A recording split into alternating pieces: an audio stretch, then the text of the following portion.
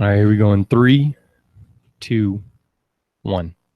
What's up, y'all? Welcome to the Sports Medicine Broadcast AT Cares Program with my buddy Bubba Wilson. Bubba was one of the very first people to go through the AT Cares training program. It's a new initiative being started by the NATA. Bubba and I had quite a few conversations because of the situation that I dealt with here, where we had an athlete die just about 2 years ago. I think it was 2 years ago in 2 days, or 2 days past, whatever. And so the whole process of how does somebody who's in the situation of knowing the athlete, of performing care on an athlete, on a healthy individual that's a junior in high school, who's played basketball for 5 years, plays on the weekends, and you're performing CPR on a kid that you've treated and dealt with. And that's what AT Cares is about, is athletic trainers taking care of athletic trainers.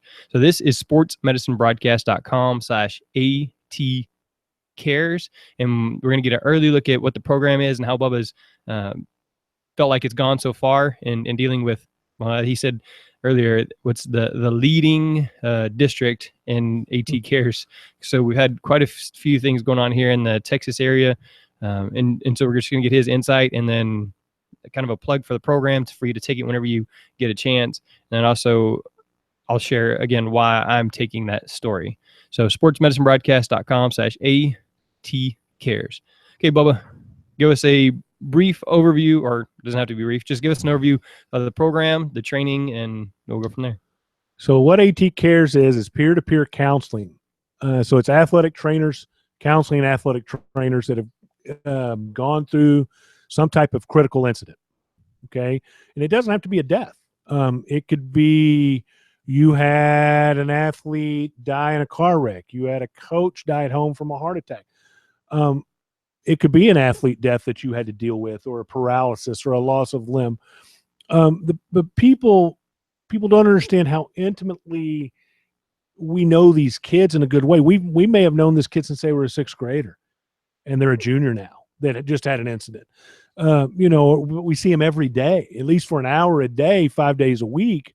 We're seeing these kids. You get to know them. And so originally this all started out of first responders. So police, fire, and EMS, and the things that these guys go through. And, they always talk about gallows humor with cops. I get it. The things they see on a daily basis, you got to get a little bit hardened to that. And so one of the ways to deal with that stress is humor. They're not being disrespectful. I don't know how we'd handle it if we had to do that every day. But this came out of that. It was unveiled at NATA in Baltimore last year in 2016. I was lucky enough to be the District 6 representative, which is Texas and Arkansas. So right now there are 10 districts in NATA. Several of the people on the committee have gone through the training, they're instructors. And so the rest of us are right now currently going through the training. I did the individuals in crisis in January. I'll do first set of group in January next year. And then the summer of 18, I'll do the advanced group. And then from there, I'm going to work towards becoming an instructor. So basically what would happen is, let's say if I would have been trained when your incident occurred, I knew you and Bill, so how I dealt with you was different because we're friends. But I did some of the same things that I just got trained on without realizing it. Okay. But I did it from a more personal level because I know you guys. But if something happened, I would reach out and say, hey, here's who I am. Here's what I'm with. Do you need any help? And if you said yes, like Bill said, come by and talk to me in the next couple of days. So I'm going to come by and make sure my job, my role is to make sure that the athletic trainer is taking care of themselves, that their basic needs are getting met first and foremost, and that they're not going to be a harm to somebody else or themselves. Okay. After that, then we're going to talk through the situation. And hopefully by being an athletic trainer myself and have dealt with catastrophic incidences myself, we can talk this through to where you can get on the road to recovery. But that's just really one part of it. Your districts need to have, or your employer needs to have, a crisis management plan. and they need to have employee assistance programs. They've got that at the hospital I work at. Hospitals deal with death every day, so they're prepped for that. School districts don't. They have a crisis plan for the students. They don't have a crisis plan for the employees, and we're working on that. That's not a quick moving thing, but we're working on that. All right. So I know that you recently sent me an email about one of the schools that was dealing with something a couple weeks or a month ago, and they had a crisis intervention plan, and somewhere here in Texas. And you sent me that, and I looked at it, and so there was different parts that I have to put together, and we're gonna begin to prepare to speak with the school board and or all the different levels, right? And so talk a little bit more about what you would look for now in a crisis intervention plan. Okay. So we have to have a concussion management plan, right? In Texas, we have to have a plan that says, okay, if an athlete is suspected of having a concussion, by law, we have certain things we have to do, but what has our district decided our steps are going to be? And how are we going to, as safely as we can, return this player back from a mild traumatic brain injury? We have an emergency action plan, right? So we plan on the front end. If we need to activate EMS, what are we going to do? We don't have a back end plan. I've talked about this in different symposiums from time to time. And the back end of that is having a crisis management plan. So to not belabor the point so we can move forward, let's say a crisis happened, all right? And let's say you're the AD, and I'm the athletic trainer that dealt with the crisis. And let's say I did CPR on a kid, and they survived, all right? My question is this: how am I doing mentally? And if I had to do it again tomorrow, would I do it or would I freeze? And that's a big question to get answered, okay? And the hope is I would be okay to do it again, but how do we know that? So if it happened, here's how I envision it, and we've talked about this before. You would come to me as the AD and say, hey, Bubba, nice job. Everything worked as it was supposed to work. The outcome was good. How are you doing? Okay, and I'm going to say I'm fine, blah, blah. But you should then say, okay, I need you to make sure that the AED that you used is secured. So-and-so, who's already been designated, and it should be in writing, is going to come pick up that AED from you. And there ought to be a chain of custody form that goes with it. So it leaves my possession and goes to your possession. So you're going to sign for it, whoever it is. Okay, they're going to download that data. They're either going to bring me a new AED or they're going to bring me that AED back very quickly with new pads and a new battery. All right? Need to say, I need you and all parties involved with the care of that individual to write up an accounting of the events to the best of your knowledge. You need to make sure you save that and send that to so-and-so, whoever's been designated. And again, that should be spelled out by X number of days after the event. All right. Then you're going to tell me we are going to have a debrief at some point with all parties involved in the care of this athlete. And the purpose of the debrief is to go over what went right, what went wrong. Now, let's say they died. We're not going to point fingers at each other and say, that went wrong. Well, may not have been anything we could control. You do everything right, but the end result is not what we want. But you want to go over and say, you know what? There was road construction. We can't control that. We can't control if we had keys to every gate. We can't control if every gate was able to be opened. We can't control that the EMS went to the wrong entrance, but we can control where we fan out students, athletes, and coaches to make sure that EMS ambulance gets to the right entrance. Or if they go to the wrong entrance, that we point them in the right direction. So we go over all those things in that debrief. Okay? Maybe we come back later and have a second as if we tabled anything or new information comes to light. All right? So new information could be cause of death. That's a public record. So over time, you can get that. And then I think the most controversial aspect of this, and I am all for this, I think you should tell me, because it should be set up, hey, you need to go get your first visit minimum of counseling done with the psychologist. Okay? Am I fit to go back to duty? That's what do they do with an officer involved shooting? They put them on desk duty. They get a mental evaluation. Can they pull that gun again if they have to? Can I depress that button for that AED or put my hands on their chest and begin compressions if I had to again? And if I'm not ready mentally to do it, that's a problem. So that's how I look at that from a crisis management standpoint. We ought to have something in place that says, if you had to do it again tomorrow, could you do it? All right. I know somebody that had to do it once and then 2 weeks later had to do it again. Right. And you know, that was, I talked to him multiple times for 2 different events before I ever went through any of the training, and realized I was using some of the skill sets without knowing it. Now, did it help that he was my friend? Of course. Because again, how you talk to someone that you're comfortable and familiar with is different than how I'm going to talk to the person in Dallas, Texas that I don't know, that I make this, cold call in essence, that they just had something catastrophic happen. So. All right. So you just talked about the after action plan. And again, like I said, we kind of came up with something, you and I, but right. Is that included in the training? In the AT Cares program, do they have a paperwork or a template or like a resource section of the website saying, hey, here's the stuff that we recommend, just fill it in with your details? Right now, no. We are very much in our infancy as a committee. Things have moved way quicker than I thought they would go, and way slower at times than I thought they would go. But it all makes sense when you look back at it. So I didn't think I was going to get my first level of training this fast. Okay. But there's a need for it. So that's fine. But we're also right now having to get our policies and procedures looked at and tweaked and then approved by legal. So then the board of the NATA can approve them before we can implement them. So that takes a while. So there's a lot of layers involved in all this. Over time, do I think maybe we have something like that, or some guidelines or some tips? Sure. Because we're going to have a website, a web page within the NATA that's going to talk about a lot of this. It's going to have the committee. It's going to have a way for you to contact someone if there's been a crisis, or if you've had a crisis and want some help to reach out to somebody. All that's going to be built into that.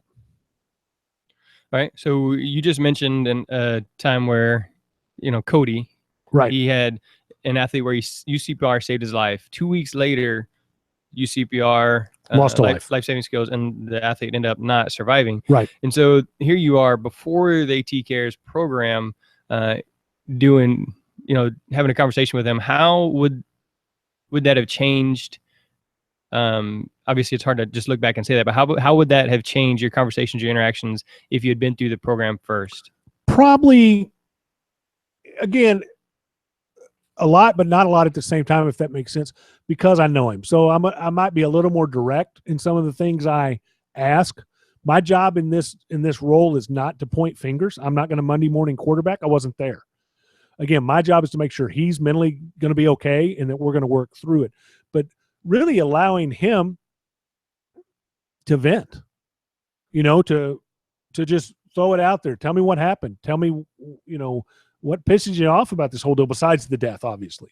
What problems did you have? Let him talk about it, and then, we're going to work through some things. I think probably knowing now, I'd ask a few different questions. It helped. There's no doubt it helped. They found out fairly quickly after what the cause of death was. Nothing they could have done would have made a difference, much like you guys. Nothing was going to change. Okay. And so, just like we had an incident at the Ironman a couple weeks ago, the system worked fine. We had lifeguards there. We had EMS there. By the time they got him out of the water, EMS was there. Physician shows up. It's, to my understanding of all the events, a couple minutes later, the outcome was just bad. The plan, we executed the plan worked, but not how everybody wanted it to work. But again, even if it works, how are you doing? Okay, maybe you saved that life, but how are you handling all the attention and accolades? Maybe, look, I did what I was supposed to do, but I can't handle the news wanting to talk to me and the school board wanting to award me this. And maybe that's the problem that we need to work through. So your trigger may not be my trigger of why I'm having problems. And that's, and that's fine too. It's a matter of working through that trigger and working through that problem. You mentioned you guys, the AT Cares program is in its infancy. What are some of the concerns that you see right now for the actual program? The concern I would have, and it's not happening, is going too fast, too quick. Hey, let's do this. Let's get a bunch of people trained, and we have no direction. Okay, Texas is a big state, obviously. Excuse me. We've had, between Texas and Arkansas, as of Monday, I've had 25 catastrophic incidences since August 1st. All right. Now, not all of those are deaths, but that's where an athletic trainer has been involved in it some way, somehow. Be that it was their athlete that died from a car wreck or whatever. And so I need help. Right now I haven't had to do any face-to-face since I've been trained, maybe over time, if I did 5 or 10 of those, it'd be like, I got battle fatigue. Somebody else needs to go do this. I'm going to need help. But I think not getting everything set up before we add more people and put teams together is problematic. How are we, what's it going to be? So if something happens somewhere, that they can notify somebody that they need some help. Well, we want that system to be in place. It's never going to be foolproof, but as foolproof as possible. So if Bubba Wilson reaches out, that somebody's going to get back to him pretty quick, that it's not going to have to go to 5 people before it goes to somebody to give me help. But we're working through all that. We're making sure that we're trying to make sure those things are taken care of. So when that website's done and we're doing our stuff, it's pretty seamless.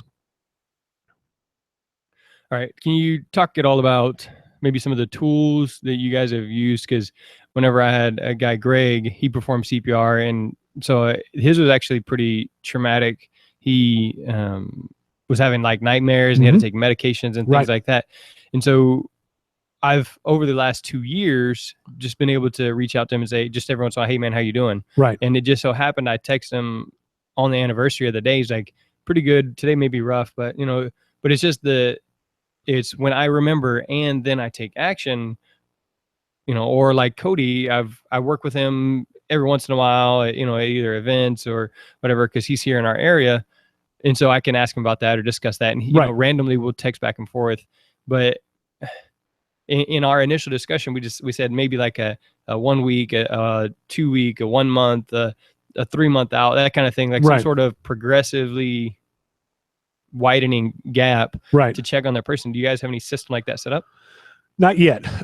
As we go through the training, we've talked about that a little bit, and I don't know that there's a true set pattern that needs to happen, because hey, we may have 2 conversations and I feel pretty good about you. We may have had a face-to-face and 2 phone calls, and I feel pretty good about Jeremy Jackson.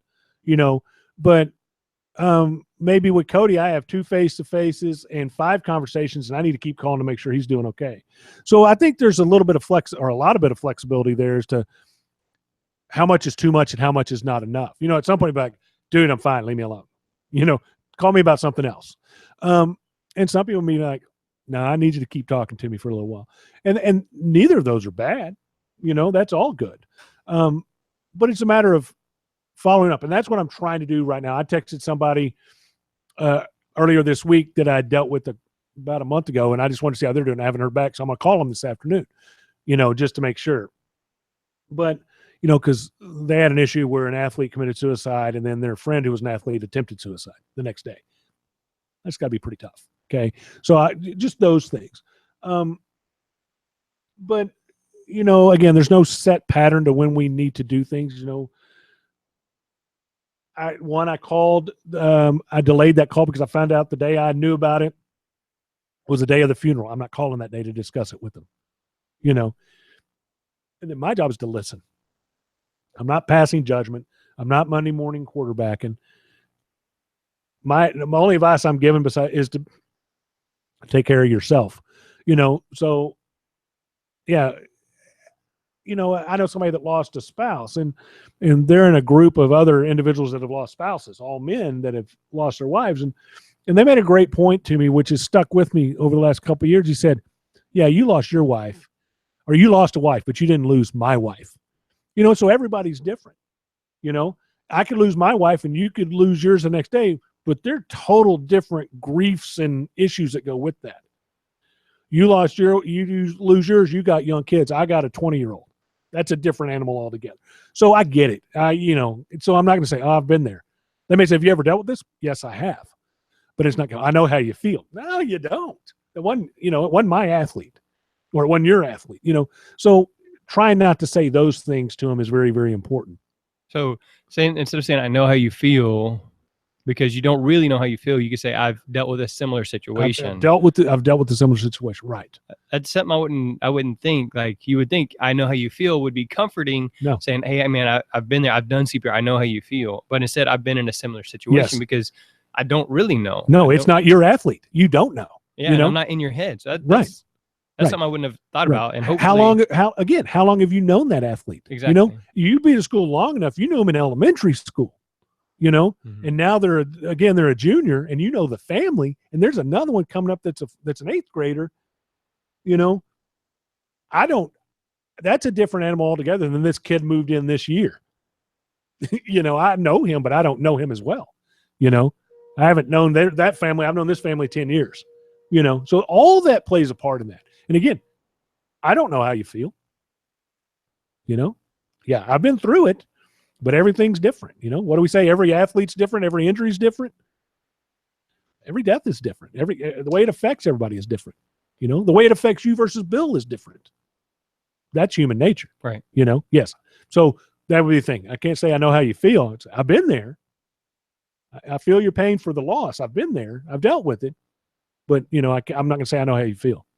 At least not on purpose. Right. You know? Right. So, Well, yeah. I mean, you like know, I said, I wouldn't have ever thought about this. Right. I'm just thinking, you know, if you know you're going into that situation, say, hey, I've been in a similar situation. Right. You know, let me like know if you need something. the person I know that I can have somebody call that says, Bubba asked me to call you. I tell people all the time, so look, for me, it was a long time ago. I have people that have gone through it recently. If you want to talk to somebody that it's more fresh on their mind, I've got some people willing to talk to you, you know, just to give a different perspective, you know? But you know, again, I'm not in their shoes. I'm not in their head, and I'm not going to Monday morning quarterback, you know? I'm not going to say, dude, why didn't you do this? I wasn't there. I don't know what happened. All I know is the end result wasn't good. And the end result may have been they saved a life, but the end result in their head is not good. Can I do it again? You know, those things have got to be worked through, you know? So. All right. And is this program available to Texas is unique in so many different ways, but in the fact that you can be a licensed athletic trainer, but there's also people who are not members, who are adamantly not members of NATA. So open to any athletic trainer, regardless of membership status. Okay. Now, that being said, how our teams are set up has yet to be determined due to membership and those things. I'm pushing to allow a licensed athletic trainer in Texas that is not an NATA member to be a team member, to go get trained to be a team member. Maybe they can't be on the NATA committee. Maybe they can't be the state director. I don't know. That's what I'm working on right now, but I want them involved. We're a big enough state, enough people.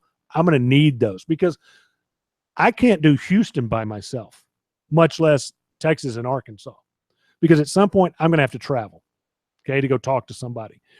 So I need multiple people in Houston. I need multiple people in the Metroplex. I need people in the Valley, San Antonio, Austin, Waco, you know, the Panhandle, East Texas. Now that adds up. That's 20, 30 people in Texas, okay? Plus, that doesn't include Arkansas, you know? Mm-hmm. And then what are you going to do on far west and, you know, Hawaii? You got all the islands. How hard is it to hop an island? I've never been there. I don't know. I know it's not cheap from what I understand. So maybe you need somebody on each island.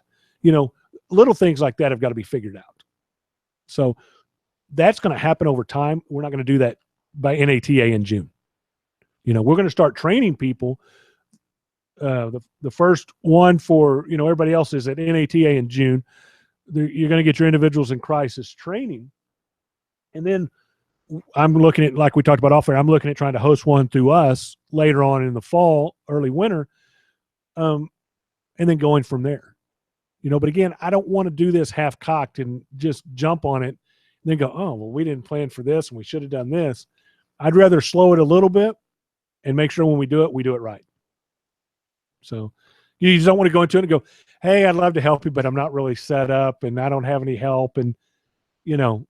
Yeah, or like, hey, reach out to me, but then I never get back to you because I'm so overwhelmed. Right. It's poorly implemented. Right. That would be probably worse than ever reaching out in the first place. Yeah, I got a phone call and they gave me a wrong number or, you know, whatever it is. I didn't have it, or they didn't tell me how to contact them. Yeah. So you can go to the website and, you know, all that'll be taken care of, you know, but there's certain things as far as confidentiality.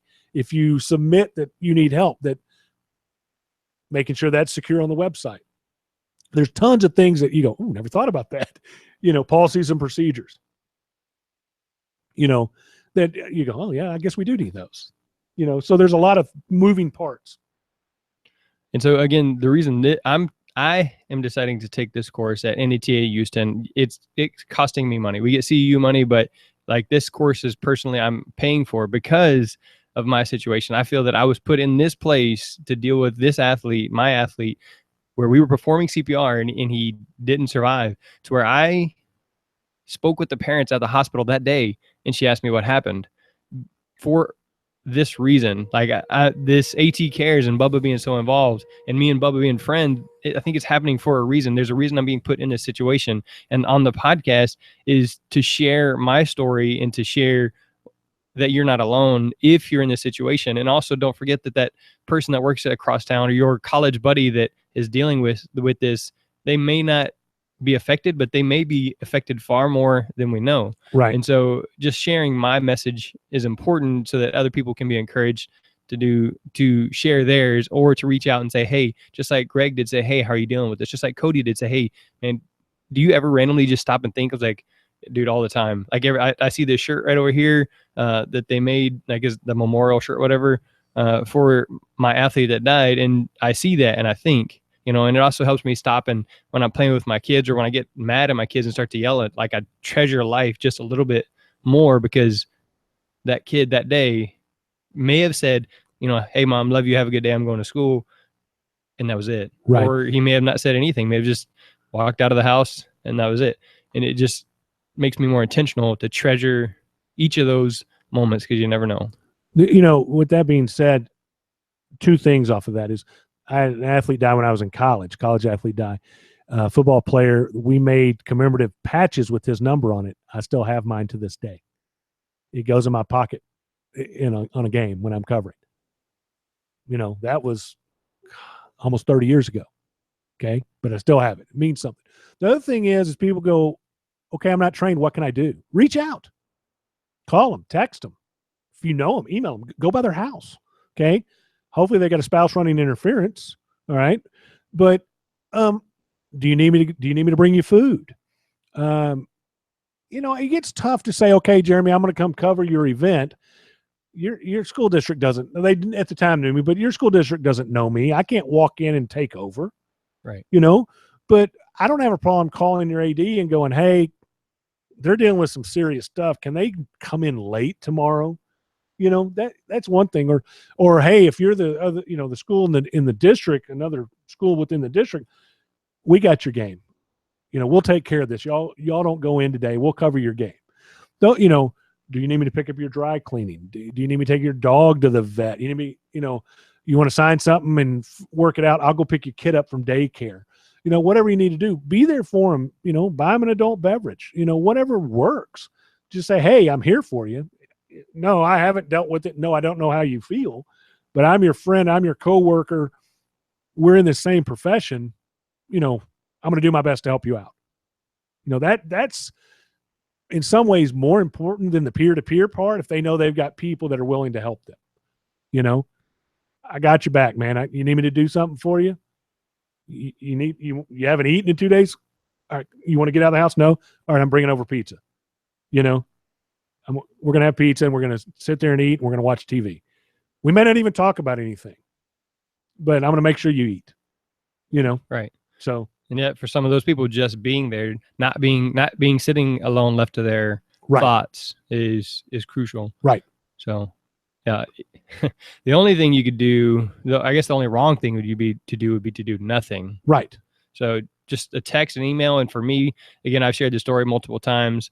The best thing was people were texting or emailing just saying, hey, I'm here. Mm-hmm. I had Sarah answer my phone for, a day or two because I didn't really want to talk to anybody about it. Right. And so again, but I really appreciate all those people that said, hey, I'm here for you. Hey, I've done CPR before. They may have said, I know what you feel. I know how you feel. Or they may have said, I've been in a similar situation, whatever it is, right. But just that support. So if you're at NATA Houston, if you're thinking about going, I know it's Sunday, Monday, where NATA starts on Wednesday, Thursday, Friday. Is it Wednesday, Thursday, Friday, or Tuesday that it starts? It's Wednesday, Thursday, Friday. I don't know. I'm there all week. So Tuesday's the setup day, I think, or the big. I think it may be Tuesday is the start because usually committee meetings are on setup day, which is that Monday. But I don't know. I'm there all week, so it doesn't matter to me. Plus, it's local, so Yeah, I'm gonna be there as much as possible. So hopefully it's not.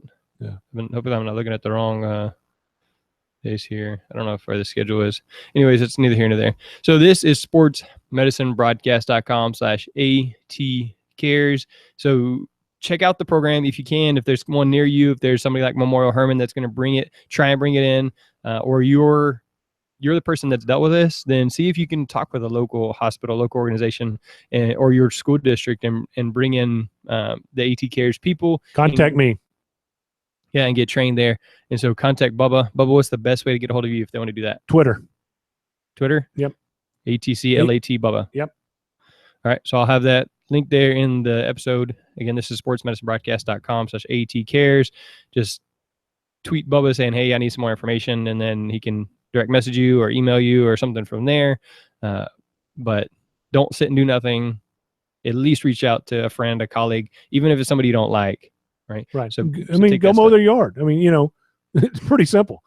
Help them out some way. Just reaching out is good. But if you know them, like, hey, Jeremy, what do you need? I don't even want to get up. I got to do this. I'll mow your grass, man. Don't worry about it. I'll cover your game if I can. Or here's the pizza. Feed your family. Do something. And I know everybody I've talked to said, even though I didn't get to talk to everybody, the messages mattered. So, yep. Every one of them. So cool. I am Mr. Jeremy Jackson on Twitter. Again, sportsmedicinebroadcast.com. If you just search on there, Bubba Wilson, there will be plenty of times he's been on there. So you can get a hold of him that way. And that's a wrap.